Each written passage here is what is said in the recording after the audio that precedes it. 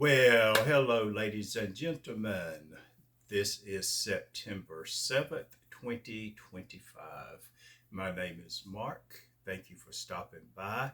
I thought I would just sit down and chit chat with y'all a little bit and uh, take y'all on a little bit of my journey. I was going to talk about turning 60 and how 60 has just sort of worked for me. And now I decided I'm going to wait till later on in the year, uh, till I sort of start moving into 61. And then I can talk about the whole year of being 60 and the changes that I have made within myself.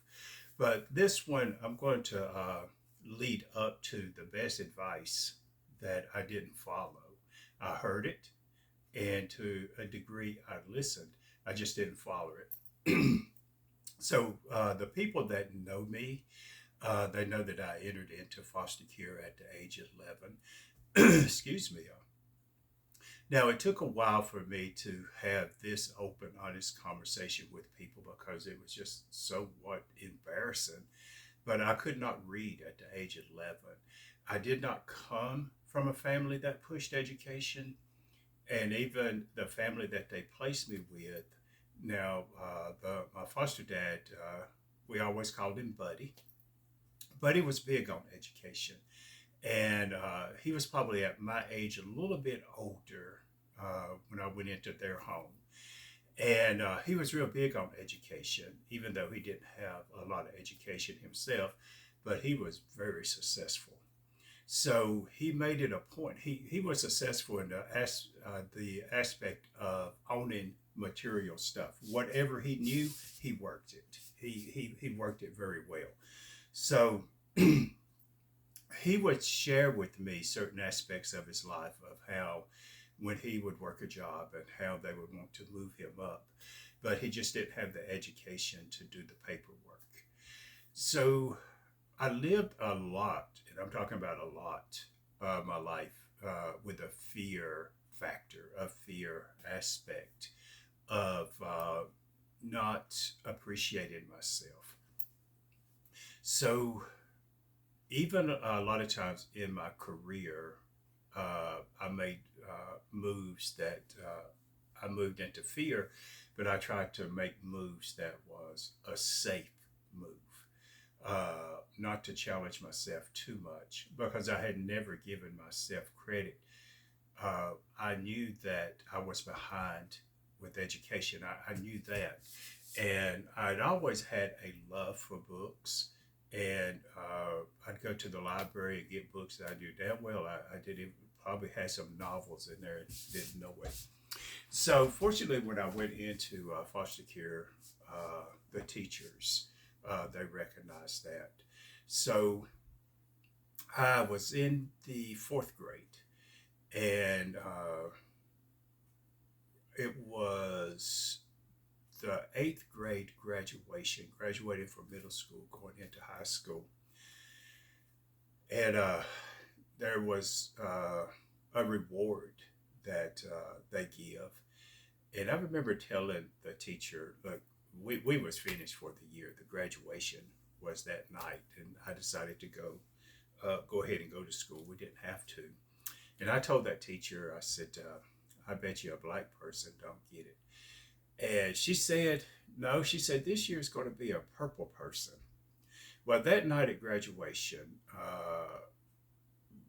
naturally the whole class came in, had our seats or whatever. Even though we were kids at that time, they really made a big deal out of it. So the teacher that I told that I did not know that they had had a bet because I even went back to school the next day, and she told me that she and my other eighth grade teacher, because we were swapped between those two classes, had made a bet that I would. She betted with him that I would hug her. He took the bet that I would just shake her hand. So I've already given it away, haven't I? But anyway, we're sitting there, and she went over the criteria of the student getting this reward, and I'm sitting there and I'm listening. And it's called the R.B. Matthew Citizenship Award, and it had been a previous principal from years ago of the school, and he wanted to put something in place for the students that showed the most improvement. So she went down that list and she went through the improvements that has been shown and why this person deserves this, and how not just those two teachers, but how they spoke with the other teachers that I had had prior. And so when she called out my name, my first name Mark, and then my last name, I think initially I was somewhat shocked. I think so. Anyway, I get up and I walk up, and I had to go up some steps, and it was sort of a landing. Then I had to go up some more steps to get onto the stage area. So sure enough, I hugged her. So Sue Ellen Brandon, you won that bet. So going into high school, this is what I'm talking about. I'm going to lead into my career, but where I want you guys and ladies to start reflecting, especially if you have some age on you, and start giving yourself credit when other people don't. And the reason I said that, when I got back home, there was no Mark, good job, Mark, we're proud of you. No, it was a plaque with $5 silver on it and my name and the R.B. Matthews Citizenship Award and the school year. Now it burned up. I had a house fire and it burned. So, but I still have the coins. They didn't burn. They just smoky black now, but I still have those. I was able to find those in the rubble. So moving into high school, they had that you're chosen for. You didn't pick the class, and it was called peer helper. I don't know if they still offer that in any of the schools or not. So when I went into high school, the guidance counselor got in touch with some of the teacher, whatever teacher it was, to come to the office, and I had been chosen for that. And it was a combination of things. Tutoring, oh heaven's sakes, me. But there again, I hadn't given myself enough credit and the growth. And I'm leading this up to, I've had people behind me from the 4th grade till I graduated into 8th grade. All of these teachers saw the improvement in me, but I didn't see it in myself. I still operated out of fear. But I did do that class, and it was just an opportunity for other students that were struggling to come in and sit and talk to someone of their peers. And it was me and one other guy. I think that was my second period class that I had that. My first period class was history. It was too early in the morning to be learning history. Then we had a break to go to homeroom, and then me and this other guy, they had an office right behind the main office, and to the left there was another office that was the guidance counselor's office. Still not giving myself credit. So now I'm going to fast forward because I've always had a good work ethic. So somehow I got this job. That even started in the middle school because I had to get a worker's permit. Just working like 2 hours after school. And just consisted of helping the janitors, custodian. I may empty the trash cans. I may have time to sweep a couple of classrooms. Just odds and ends stuff to pass the 2 hours. And so as I moved on into that, I think I'd done that, and then got my driver's license. And after 6 months of having my driver's license, I got my bus license. But prior to that, I would still work the couple hours until I got my own bus route. I would still work those couple hours after school. And I was old enough that I had put an application in with the company Unify. Normally when I talk, I say a large company, but I don't have bad vibes from it or anything bad to say about the company, so I could use it. My experience there was good. So I had put an application in there a couple of times, but I just could not get past the human resource manager. She just wasn't having it. So there's a lady by the name Faye. She's passed now. And I worked with her. She took care of any of the dusting that needed to be done in the main offices. If there was a vacuuming, she done that type of stuff. And she asked me one day, Mark, have you ever considered working for YOU.Part? And I'm like, I've tried a couple of times to get in there and it just hasn't worked. I said, but to answer your question, yes. She said, well, my brother is the quality control manager. I'm going to say he's looking for someone, and I'm going to set up an interview for you to go talk to him. And his name is Gary. So sure enough, this was like in June. And after the interview, Gary said, look, the guy you're going to be taking his place is only on the weekends, and you will start. He went ahead and told me. He said, you'll get a call August 1st, and then we will set your start date. August 1st, I got that call. So then, it was third shift just on the weekends, and YOU.Part had bought a company out in Brazil. Bought the company out. When I say bought them out, bought the company. And Gary was in Brazil, and he called me. I was at work, third shift, and he called me and told me that the guy that worked the Monday through Friday, or Monday through Thursday, depends on how you look at the night shift. He said, if you want to, he's going back to school, and so he's going to be leaving the company. If you want the job, it's yours. It'd be full time. You get all the benefits, all of that good stuff. And I told him I would take it. And he assured me. This is what I've said. I believed people when they told me. I believed him. He said, if you quit school, he said, the day that I find out is the day that I'm going to fire you. And I believed him.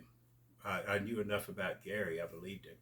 Now, at that time, Gary was the quality control manager for the building that I was in. My supervisor, Annette Seas. And they wasn't there until they got there like 7:30, 8 o'clock every morning. And Annette would come around and see how everything went. I was just sort of a material handler, pulling supplies for the people.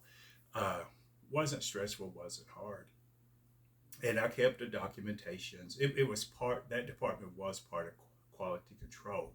And then fast forward, they sort of separated them. So after they separated them, I didn't work for Annette anymore.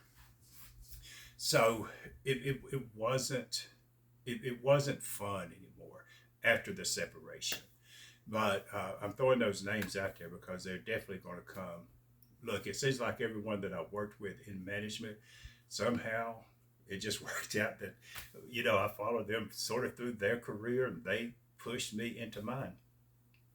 So after that happened, I really considered leaving the company, because after they separated that department from quality control and made it a production thing, it just wasn't fun anymore.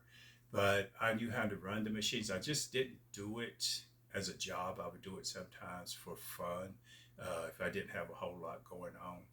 But once they took that away from quality control and split it up, then that supervisor, I won't use her name because that was the worst supervisor that I had my whole 18 years at YOU.Part.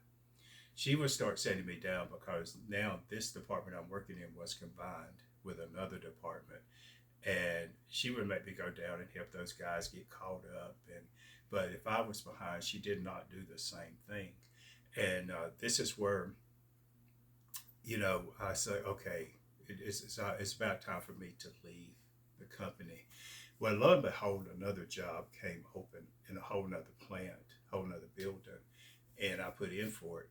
But that guy had left on sick leave. So I knew that there was a chance that it wouldn't come full time. And the way the company worked, when the person comes back, you can go back to your old job. But it worked out. I put in for it and I got it. And so when the time came, that the guy that I was filling in for, time for him to come back, they came to me and said, so and so is going to be coming back next week, so that will end this job for you. But we have another opening if you're interested in it. And I was like, sure. And that was led up by a supervisor by the name of Phyllis Crook. And Phyllis Crook, I'm going to say that we became employee supervisor friends. And again, it was just this mediocre job, but I wasn't going to have to go back and work for that person. But lo and behold, when I left, that person left too. They went to a daytime shift. But Phyllis had her eyes set on me. And I was just sort of in this corner there again, just doing mediocre stuff. And every now and then, she would put me out there helping these guys that was doing this other major job. It was physical, but again, it was somewhat fun. And so she always wanted to move me into that. She let me know that. She's like, Mark, have you considered, doing this job? And I was like, no. So I done what I was doing there for 6 or 7 months, and it was fun because all of these people, they was coming back and they was dropping this stuff off. All I had to do was put shit away. And the company was doing a volunteer layoff. Something about textiles, every summer it would hit a slump. And she asked me if I wanted to take the volunteer layoff, and I said, yes. So, and I told her, she told me how long it would be. It was just a few weeks. Company was just cutting back for that period of time. It might have been 6 weeks, and every 2 weeks I would have to go in and work one day just to prove to unemployment that I am still on payroll. But I told her, I said, look, when I come back, if there is a job open in this position that you keep talking to me about, I'll take it. Well, I like I said, I didn't know Phyllis like I thought I knew Phyllis. Well, about 3 weeks, maybe 2.5, maybe 3 weeks, I get a phone call. And she's like, Mark, it's time for you to come back, and you'll be doing this Creole job, whatever the job was at the time. She had fired someone. I knew that this person was a problem anyway, but I didn't know enough about Phyllis that once you get on her bad side, you might as well go ahead and quit. So I went into that job and done well with it. Now, this is where all of these names sort of come back into play. A process control job came open from the building that I had left. Now, I didn't have a whole lot of time under my belt when it came to this company. From high school to, because I did start when I was in high school, but I'm talking about full time. It wasn't a long time. But a process control job had came open. Well, I'm one that I would ask questions, and people would be out in the production area, and I see that they carry these clipboards and different little instruments. And as I got to know them, I would ask questions. I knew they weren't doing a whole lot of physical stuff. So that job came open, and Gary Ellison, the man that hired me, was he still the manager, or had he moved up? He had moved up. He had became the site manager for all of the quality control labs on the complex. And Annette Seas had became the quality manager just for that particular lab. And so I didn't know it at that time because I had sort of left that behind, but I went and put my name on the list. And so there had been people there for like years. This is where I'm saying my career-wise and not giving myself credit. In hindsight, it's definitely 2020. But at that time, I even done that out of fear. Uh, but there again, what I was doing, it was physical, and you know, and somewhere in my mind, it kept playing what Buddy had said. The ability to do paperwork and education. Well, y'all followed me. I had became a freaking tutor from a kid 11 years old that couldn't read and became a tutor. So graduated high school, you know, go figure, right? But I threw myself into whatever I would do. I would throw myself into it wholeheartedly. But I wouldn't put my name on the list. And, as the rumors start flying, it's in the company. But I had a good friend that I had worked with. And when I got the job, because I put my name on the list, and after they took the posting down, it takes a little while for them to get to the interviewing because they go and pull your personnel file. They may talk with your other supervisors that you've had previous, that type of ordeal. It wasn't like a cold start because I was already with the company, so I had a history with them. So, sure enough, a couple of weeks, Phyllis came to me and called me into her office and said, "Congratulations, Mark, I'm proud of you. You got it." So I go in. She said, "It's going to be a couple of weeks." She said, "Because I got to get someone to replace you." And so I was like, "Phyllis, that's not going to take you long." And she sort of laughed. So I start the training in the process control. And anyway, the friend I was telling you about, she was still on third shift. So I didn't get to see a whole lot of her. And I was going to be doing a split shift. I was going to be doing some nights on third, 3 nights on third, and then 3 days on second. That's the way the schedule worked. So I guess about 2 weeks into training, the lady that was training me, she said, "How is this working for you?" She said, "You like this better than what you was doing?" I said, "Absolutely." It was a lot more mental, very little physical, just like what I saw from the plant that I was in. So fast forward, at some point in time, Annette had asked me what I wanted to do within the company. And I didn't know a whole lot other than the jobs that I'd done and asked questions. I didn't know enough other than to say supervisor. She didn't elaborate. She took that answer. And so, anyway, fast forward, I went to third shift. Now I'm on my own. And if a storm or something came up, if the lights just blinked, that could be major within the product that was running. And part of my job was to get a sample of every product and, call Annette, call the supervisor, and let them know what had happened. They come in and they do the final check or whatever. Annette comes in and I'm just sweating. I mean, I'm sweating like a prostitute trying to turn a trick on Sunday. And we went into, she's like, "Bart, come with me." She said, "You're going to have a heart attack." And we went into the foyer of where the supervisors entered their office or whatever. She said, "Go in that bathroom, put some water on your face." She said, "You're going to have a heart attack on me." So I guess she saw that I took my job serious. I mean, And so now, fast forward. I'm in quality control, comfortable with it, just comfortable. But Annette had not forgot when I said supervisor. She didn't come back and ask me again if I'd seen something else. No, I need to tell you this. Jatana said that people were saying, well, if Mark put his name on the list, he won't get it. He hasn't been here long enough.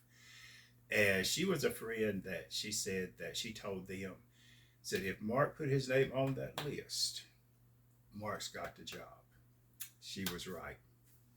So now, fast forward, I wanted to go back because I got to recognize Jatana. We were really good friends. And anyway, Annette didn't forget. So I think maybe I stayed in quality control 2 years, give or take a little bit. Might have been a little bit longer.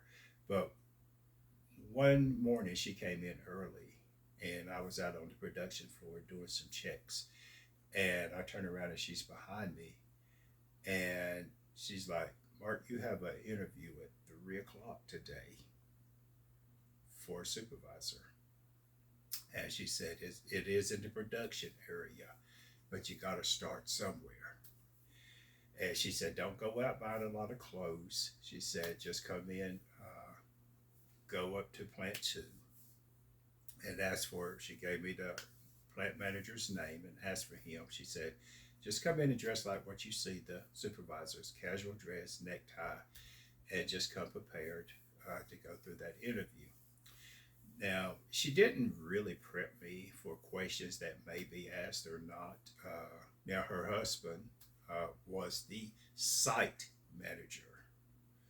So I was working for the site manager's wife. So the chance was it's very good that I could have flopped it and still got it. So I went through like 3 interviews, and the last one was with her husband. No, the last one was with the human resource manager. The second one was with her husband. And after I went through the interview and I got the promotion, then her husband, being the site manager, came and spoke with me and told me what the salary would be and explained to me, in 6 months you will get a boost from this. And he said, if the production area doesn't work out for whatever reason, we have so many departments we can put you in. Now, Unify had a policy: once you went on salary, you didn't go back. If you didn't make it in the department they put you in and they move you around a couple of times, once you go salary, you don't go back on the clock. Well, I think I was in my 8th or 9th month, and supervisor just wasn't. No, I said, this is the best advice that I didn't follow. I'm getting ahead of myself. Annette started prepping me for the next 2 weeks of what management may be. And this is where the best advice that I didn't follow. And she said, "Mark, you're going to have to change. You're going to have to change your temperament." Now, she had not seen the temper in me to where I was angry or ABCD. She had never saw that. But she said, "Look," and I explained to her, I said, "Annette, trust me, if someone backs me in a corner, I can come out." She said, "No, no, no, no, Mark. No, you don't want it to get to that point." And she said, "That's what I'm talking about. You're going to have to change your temperament." And she said, "People's going to make you change." That's the best advice that I never followed until I got older. When she said, "People's going to make you change," she said, when I talk about you're changing, right now, you in a position, if something goes wrong, you can call your supervisor, you can call me, and we deal with it. The position you're getting ready to take, when something goes wrong, you're going to have to deal with it. So if you deal with it on the onset, then you don't have to lose your temper. As she said, from a business standpoint of view, we can't afford for you to lose your temper, because then we got a lawsuit on our hand. So she said, people's going to make you change.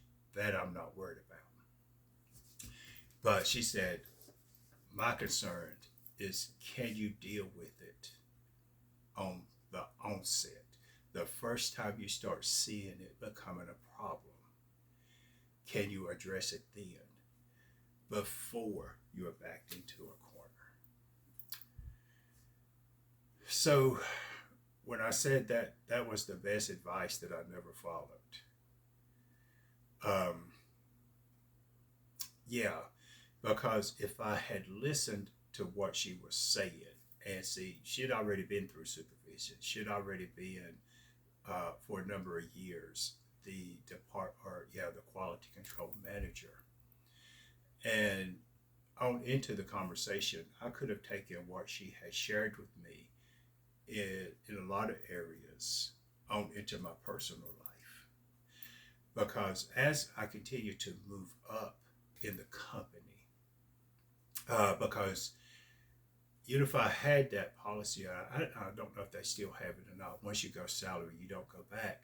So that's where I was going before I backtracked. I was probably in it 8 or 9 months, maybe knocking 10, somewhere along there. But I decided that it wasn't for me. And prior weeks, I had went to the unemployment office, and I started researching jobs that they have available. Uh, because I knew I wasn't going to stay in supervision. It just wasn't for me. And I was preparing that when I told my manager then, I was already mentally prepared for him to go ahead and let me go because that had been the record that had been laid out. So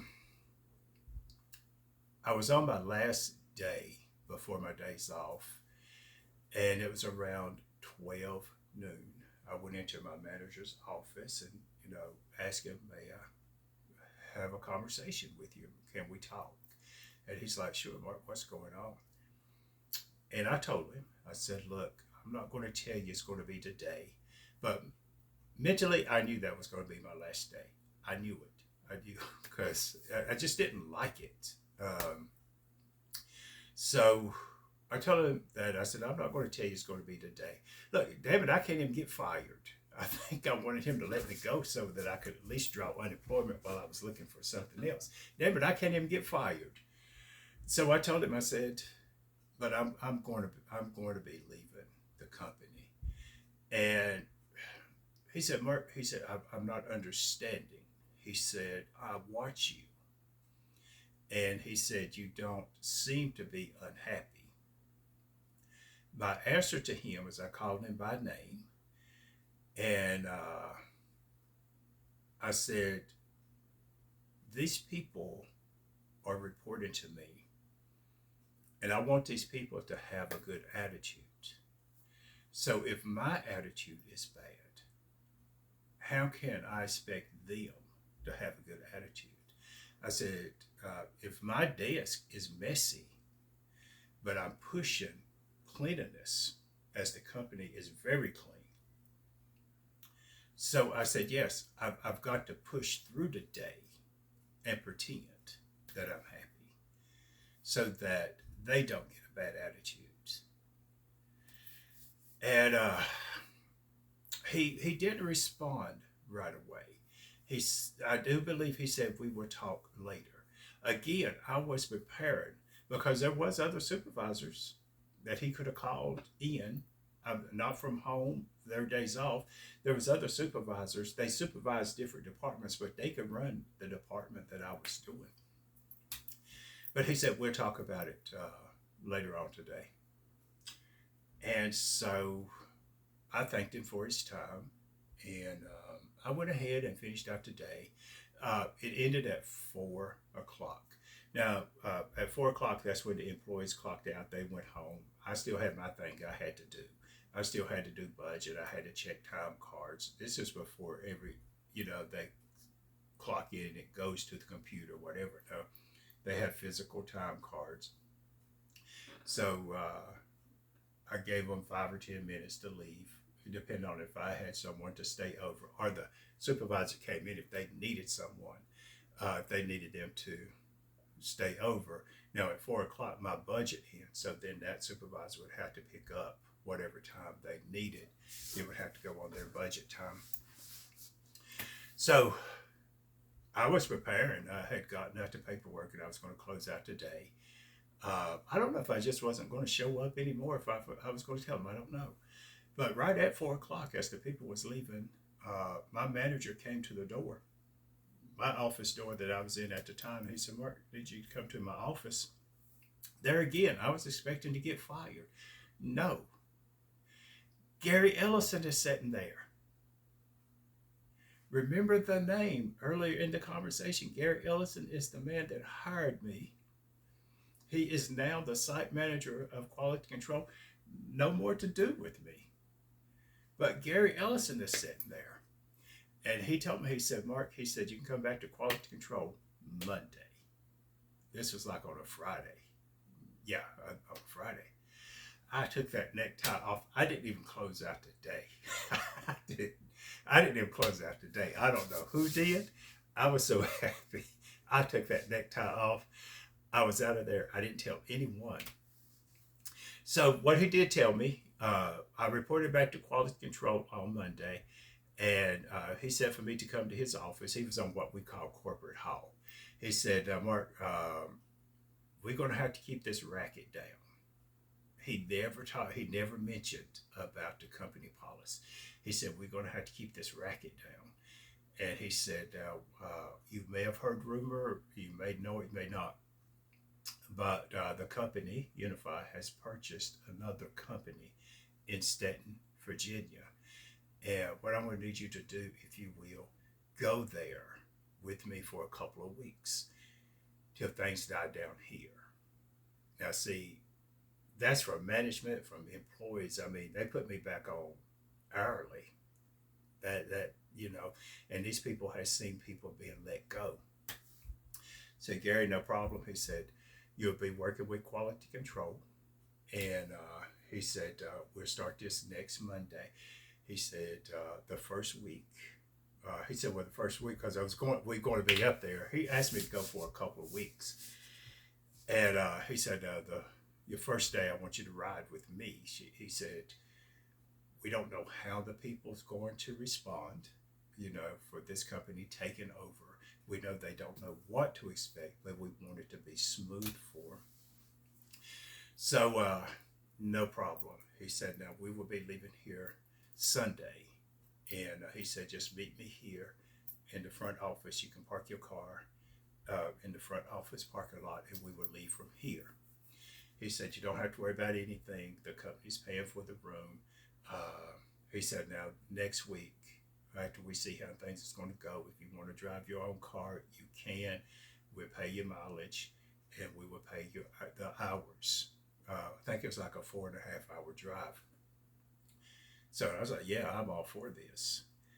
So we are riding, he's driving, and we stopped to get gas.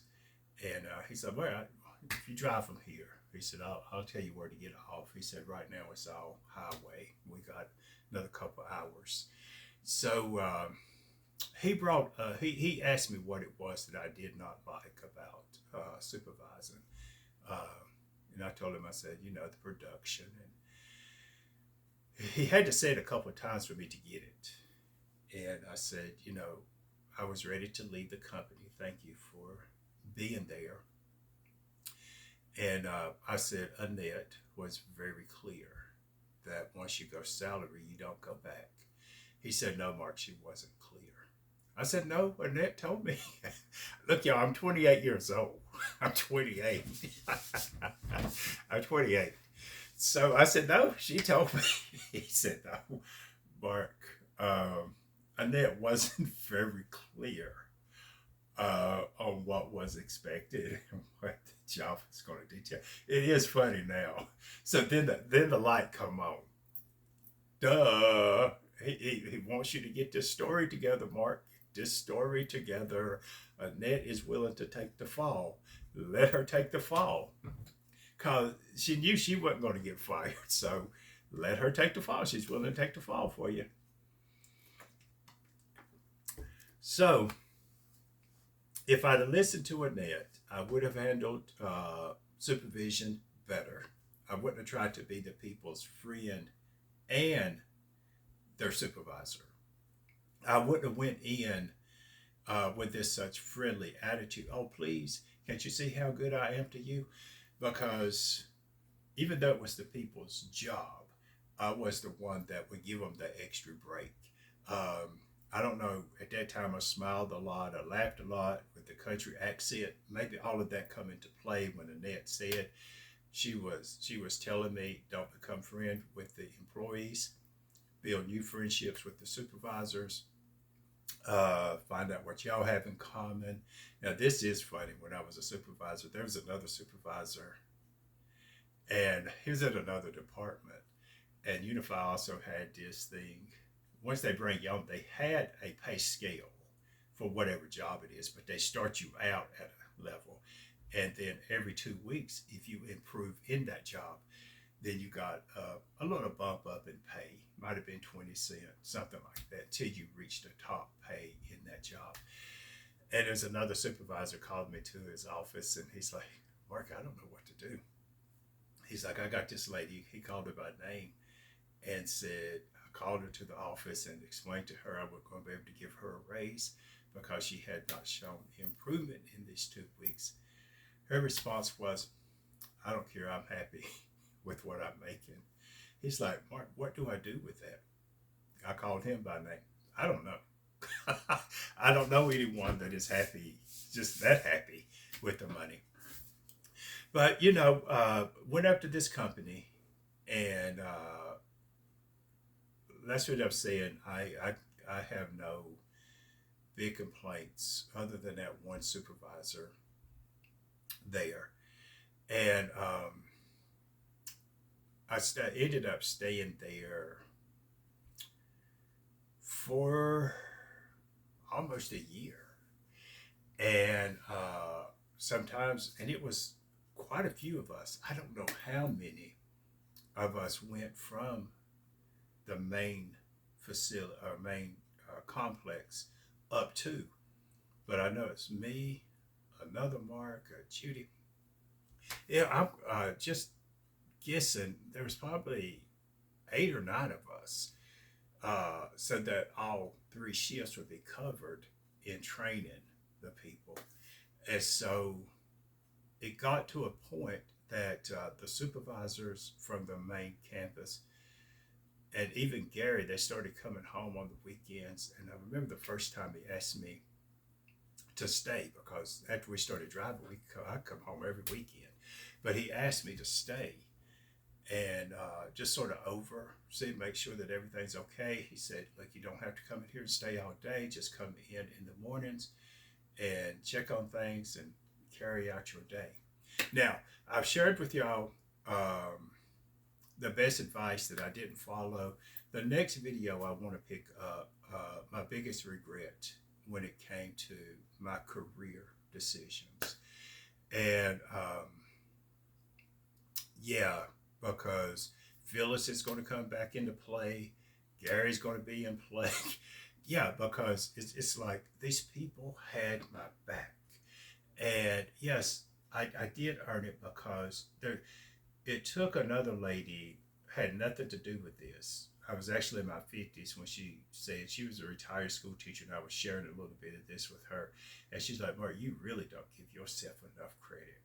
And one of the things that I just never talk about, because I just sort of downplayed it when I hear these people with these 4-year degrees and, their PhDs and all of this. And, I went to a community college and took some business courses because I always wanted to be an entrepreneur.